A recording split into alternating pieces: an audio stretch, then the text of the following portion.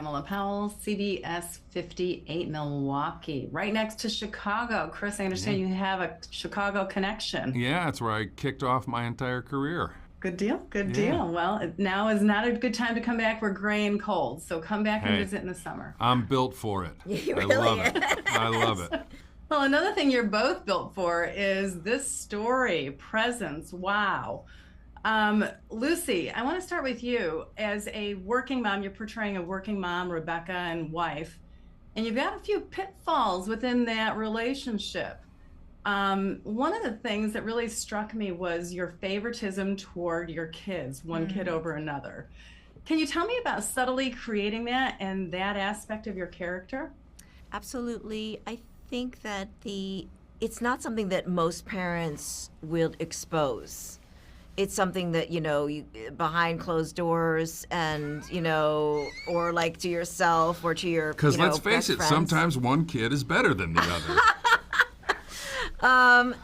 But I think in her case, she really doesn't have no compunction whatsoever about being very effusive towards her son to the point where it's almost, it's very cringeworthy. Yeah. Right? To the point where it's sort of like, what kind of relationship is she having with this son of hers?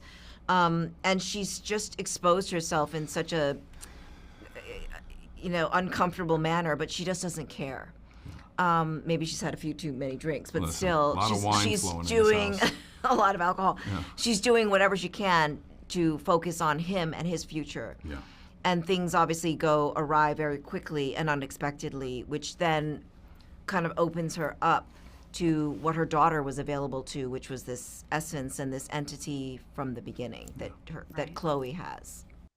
And then, Chris, your character is very complicated as the father as well, kind of an antithesis to Rebecca. Tell me about what was important to you to portray as this father. I think each family member in this story is processing grief differently, I think, and so to play this character a certain way that shows his process in grief, in the grief around him, while doing his best to allow his other family members to also grieve, I think was important. It's an important thing to show.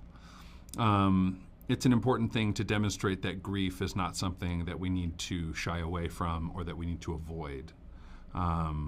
Because in this particular horror movie, that is the terror, right? Grief is the terror. Grief is the thing that is chasing all of them. And they are all dealing with it differently. That is an understatement. I wish we had more time to explore a few more issues. Unfortunately, we are out of time. Thank you both so much for taking the time to talk with me about your new movie, Presence. I appreciate it. Thank you so much. What a pleasure. Thank you.